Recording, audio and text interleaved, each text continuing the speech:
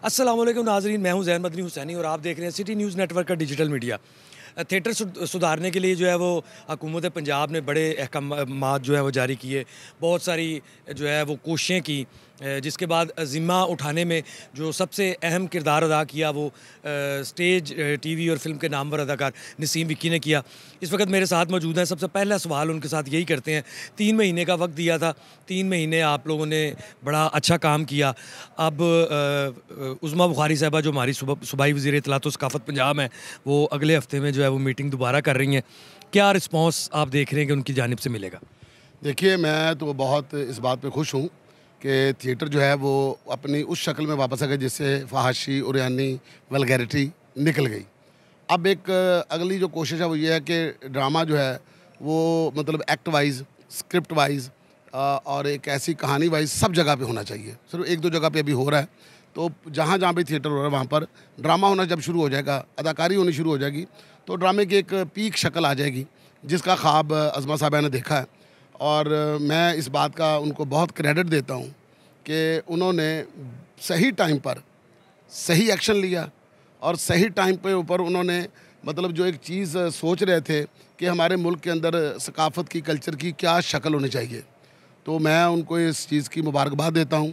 और मैं ये कहता हूँ तारीख़ में जब भी कभी सुनहरे हरूफ में नाम लिखा जाएगा तो वो अज़मा बुखारी साहबा का लिखा जाएगा कि उन्होंने आके थिएटर की शक्ल संवारी थी। तो ये इंशाअल्लाह ताला जिस डगर पे चल पड़ा है, तो अब मैं तो समझता हूँ कि थिएटर ने अपनी एक जो है ना वो साख संभाल ली है। अब इसके ऊपर दौड़ना बाकी रह गया है। नसीम विक्की को अगर थिएटर का पूरे पंजाब का हेड बना दिया जाए, नसीम विक्की एक राइटर भी है, डायरेक्टर भी है, प्रोड्यूसर भी है। नसीम विक्की 5 चीज़ें क्या करेगा? उसमें बेशक आपको सख्त से सख्त फैसले भी करने पड़े। 5 फैसले आप क्या करेंगे? सबसे पहली बात, जब किसी चीज़ को ठीक करना होता ना, उसमें से सख्ती ख़त्म करनी पड़ती है। सख्त फैसला नहीं करते। सख्ती जब करते हैं ना तो चीज़ें टूट जाती हैं। नंबर 1। नंबर 2 कि सबसे पहले मैं राइटर को तरजीह दूंगा कि राइटर का होना बहुत ज़रूरी है। फिर उसके बाद मैं डायरेक्टर को तरजीह दूंगा। जब डायरेक्टर अच्छा हो जाएगा, फिर उसके बाद मैं उन एक्टर को तरजीह दूंगा जिन्होंने उसके ऊपर परफॉर्म करना है। फिर उसके बाद जो ड्रामे का आपका सेट है, एनवायरनमेंट है, उसके ऊपर। फिर 5वें नंबर पर मैं उस प्रोड्यूसर को कहूँगा कि आप फाइनेंसर ना बने, प्रोड्यूसर बने, चीज़ों को प्रोड्यूस करके थिएटर की शक्ल बनाएं। इंशाल्लाह देखना थिएटर आपका किसी भी मुल्क की फ़िल्म से या किसी भी मुल्क के टीवी ड्रामे से अगर कम होगा तो मैं आपको अपने सर को नीचे कर दूंगा। आप जो करेगा सजा दीजिएगा, मैं हाज़िर हूँ। एक वक़्त था नसीम विक्की, नरगिस की ख्वाहिश होती थी नसीम विक्की मेरे साथ काम करे, नासिर चिन्योटी मेरे साथ काम करे, इफ्तिखार ठाकुर काम करे। खुशबू की ख्वाहिश होती थी कि मैं नसीम विक्की की टीम में शामिल हो जाऊँ। मदिया शाह भी इस थिएटर इंडस्ट्री का हिस्सा रहीं, हिना शाहीन रहीं, रैम्बो साहिबा ने भी यहाँ पे काम किया। साहिबा भी एक वक्त की एक स्टार थी। कई ऐसे आर्टिस्ट होते थे जिनकी ख्वाहिश होती थी हम नरगिस के साथ काम करें, हम मदिया शाह के साथ काम करें, हम दीदार के साथ काम करें, हम उन एक्ट्रेसेस के साथ काम करें जिनके नाम पे टिकट बिकता था। आज वो दौर है कि आज ख्वाजा सराओं के नाम पे टिकट बिक रहा है। इसकी आप क्या वजह देख रहे हैं? देखिए, ये दुनिया के अंदर अल्लाह ताला का कानून है, हर किसी की बारी आती है। एक वक्त था जब पाकिस्तानी फ़िल्म का तूती बोलता था और पाकिस्तानी सॉन्ग जो थे वो एक सुपर हिट हुआ करते थे। फिर उसके बाद 90s के एरा के अंदर पाकिस्तान और इंडिया का मुकाबला हो गया। इधर से उनकी फ़िल्म, उधर से उनकी फ़िल्म, एक कॉम्पिटिशन चल रहा था, गाने आते थे। फिर उसके बाद आपकी फ़िल्म इंडस्ट्री बैठ गई, ठीक है। उसके बाद फिर टेलीविज़न ने जगह ले ली। आज के ज़माने में ना पंजाबी सॉन्ग आपका हिट हो रहा है, ना आपका फ़िल्म का कोई सॉन्ग हिट हो रहा है। आजकल सराइकी गाना हिट हो रहा है, ठीक है। फिर उसके बाद आप देखिए बॉलीवुड के अंदर उनकी फ़िल्म हिट नहीं हो रही, आज तामिल की फ़िल्म हिट हो रही है और साथ पंजाबी फ़िल्म हिट हो रही है। मतलब चीज़ें बदलती रहती हैं। इसी तरह मतलब हर किसी की बारी आती है। वो अल्लाह ताला ने जिस तरह किसी को देनी है ना, वो हर बंदे ने मतलब देखो, आप इसमें कुछ कह नहीं सकते। मौला अली सरकार का कौल है कि ज़मीन और माँ किसी वक्त कुछ भी पैदा कर सकती है। मैंने अपने इरादों के टूटने से अपने रब को पहचाना। मैं कहूँ जी कि मैंने शाहकार बनाना है, मैं नहीं बना सकता। शाहकार बनाए नहीं जाते, शाहकार बन जाते हैं। आप उनकी तरतीब ठीक कर सकते हैं। इस वक्त पंजाब के किसी भी बड़े थिएटर में किसी ख्वाजा सरा को कास्ट किया जाता है तो उसका ड्रामे का बिज़नेस बहुत हिट जाता है। इसका मतलब है कि तमाम अदाकाराओं की पब्लिक अब वो नहीं रही, जो पब्लिक है वो इन ख्वाजा सराओं को या इनकी परफॉर्मेंसेस को देखना चाहती है। देखिए, पब्लिक कभी भी किसी की ख़त्म नहीं होती।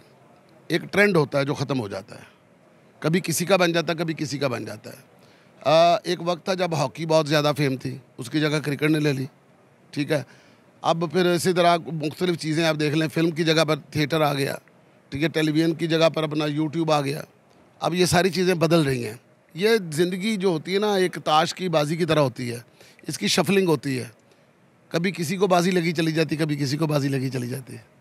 जी नाजरीन, नसीम विकी की आपने बातें सुनी और बड़ी अच्छी बात की उन्होंने कि ज़िंदगी ताश के पत्तों की तरह होती है, जिसकी शफलिंग जो है वो होती है और ताश के पत्ते कभी ऊपर हो जाते हैं और कभी नीचे हो जाते हैं। अदाकार नसीम विकी की आपने बातें सुनी। नसीम विकी की बातों के बाद अब अदाकाराओं के पास चलते हैं और उनसे पूछते हैं कि उनका इस हवाले से क्या कहना है।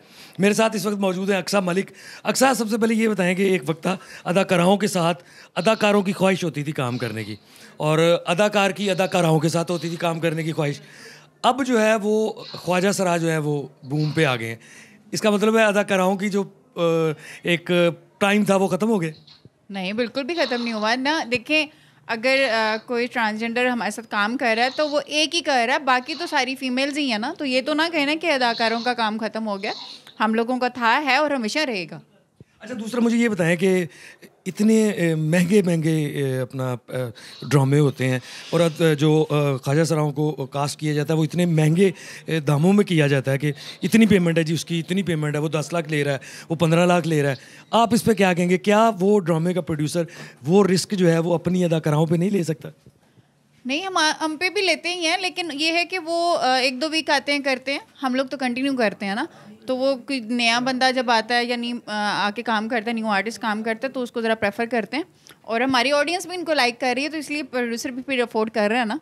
यानी इसका मतलब है आपने तस्लीम कर लिया कि पब्लिक जो है वो ख्वाजा सराओं को पसंद करती है? बिल्कुल कर रही है वो, मैं क्या, सब करते हैं। जी, अक्सा मलिक ने तो कह दिया कि ख्वाजा सराओं को जो है वो पब्लिक पसंद करती है, इसीलिए ड्रामा प्रोड्यूसर्स जो हैं वो उनको कास्ट करते हैं। वाकई दौर और वक्त जो है वो बदलता रहता है। पहले बॉलीवुड की फिल्में जो थी वो छाई हुई थी, लेकिन अब तमिल इंडस्ट्री की छाई हुई हैं। पहले जो है वो पंजाबी फिल्मों को इतना नहीं देखा जाता था, लेकिन अब पंजाबी फिल्मों को भी देखा जाता है। और वाकई पहले दौर सिनेमा स्क्रीन का था, लेकिन अब दौर जो है वो नेटफ्लिक्स का है। ये अल्लाह ताला ने उनका रिस्क लगाया है। ख्वाजा सरा मेहनत कर रहे हैं, टैलेंटेड हैं, वल्गैरिटी से दूर हैं। नहीं तो छुप के भी उनकी वीडियो बना के देख लीजिएगा। मैंने किसी से कुछ नहीं लेना, मैंने अपने खुदा को जान देनी है। यकीनन उनकी मेहनत रंग लाई है। ख्वाजा सरा हम में से ही हैं, इंसान हैं, और सबसे बड़ी बात है टैलेंटेड हैं। नहीं तो आइए और देखिए, नहीं तो आप खुद जाके देखिए। मैं आपको कहती हूँ छुप के देखिएगा कि जितनी वो इबादत करते हैं, जितना खुदा से डरते हैं, जितना अल्लाह के लिए वो बांटते हैं, आप और मैं तो तसव्वुर भी नहीं कर सकते। ये ऐसे नहीं, अल्लाह ताला ने इस वक्त पूरे पंजाब पे ख्वाजा सराहों का राज अल्लाह ताला ने किया। नहीं यकीन तो जाइए, पूरे पंजाब में देखिए इस वक्त हर थिएटर पे एक ख्वाजा सरा का राज ज़रूर है।